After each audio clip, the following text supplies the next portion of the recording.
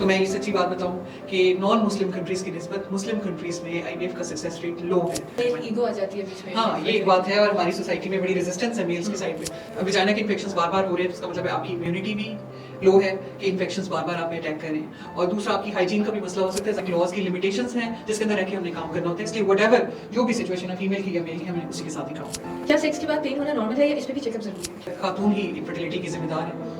50% cases में खवातीन में प्रॉब्लम्स पाई गई हैं, जबकि 50% केसेस में मेल्स में प्रॉब्लम पाई जाती है। चाइना जो है वो टाइट होता है। जब शुरू में इंटरकोर्स किया जाता है तो ज़ाहिर है स्ट्रेचिंग की वजह से कुछ पेन होता है, लेकिन वो बहुत गैर मामूली पेन नहीं होता। फीडिंग से मैं कहती हूँ कि खवातीन का वेट लूज होता है, लेकिन मैंने देखा है कि वो जो खवातीन ब्रेस्ट फीडिंग करवा रही होती हैं वो खाना भी ज़्यादा खाई जा रही होती है।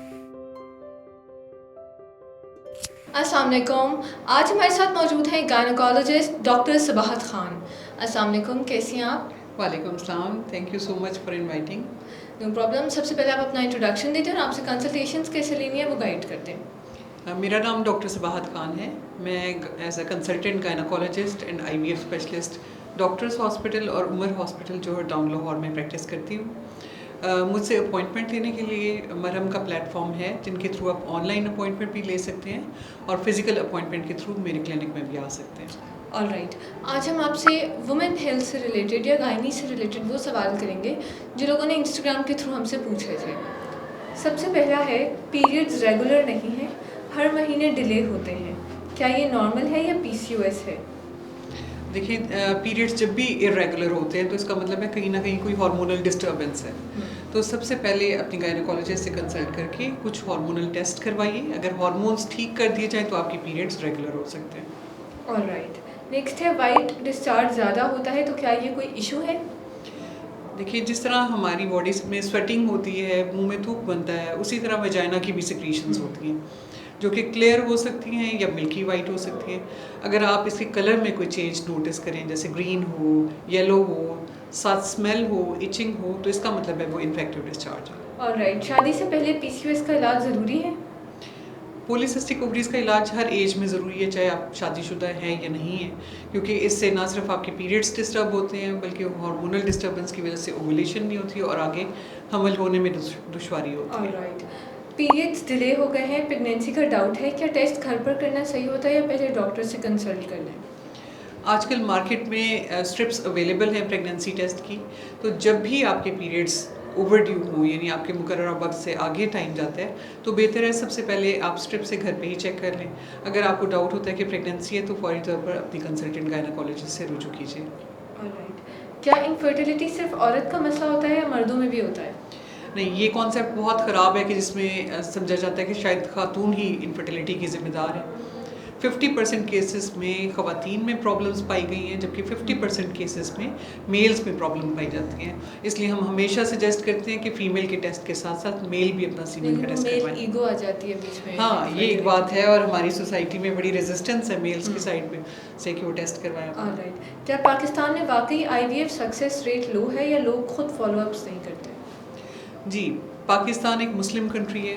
सिर्फ पाकिस्तान में नहीं बल्कि जितने भी मुस्लिम कंट्रीज़ हैं, क्योंकि इस्लामिक लॉज को हमने फॉलो करना होता है, तो मैं ये सच्ची बात बताऊं कि नॉन मुस्लिम कंट्रीज़ की निस्बत मुस्लिम कंट्रीज़ में IVF का सक्सेस रेट लो है।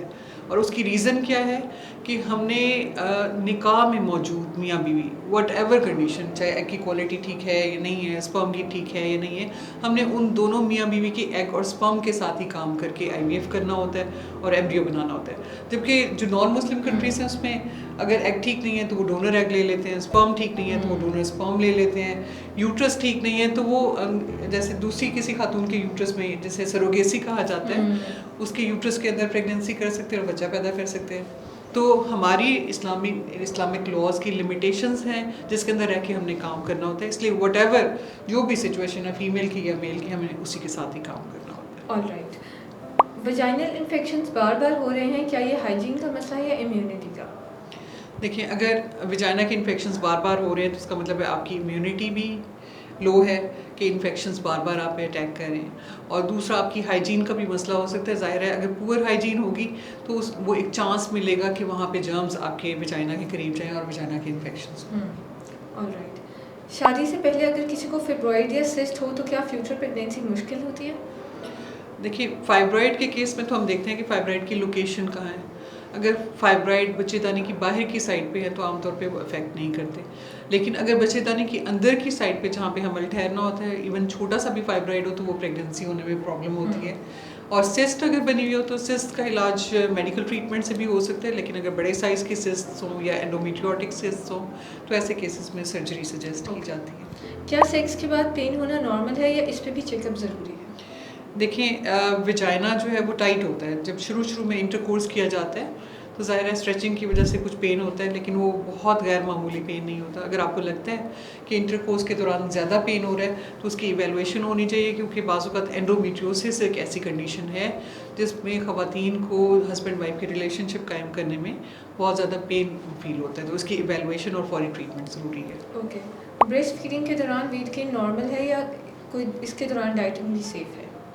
देखिए, ब्रेस्ट फीडिंग से मैं कहती हूँ कि ख़वातीन का वेट लूज़ होता है, लेकिन मैंने देखा है कि वो जो ख़वातीन ब्रेस्ट फीडिंग करवा रही होती हैं वो खाना भी ज़्यादा खाई जा रही होती है कि जी मैंने भी खाना है और बेबी तक भी जाना है, तो वो कुछ ऐसी चीज़ें खाना शुरू कर देती हैं और एक्सरसाइज भी बिल्कुल ही नहीं होती, तो वो असल वजह है उनके वेट गेन की। ब्रेस्ट फीडिंग इसकी रीज़न नहीं है।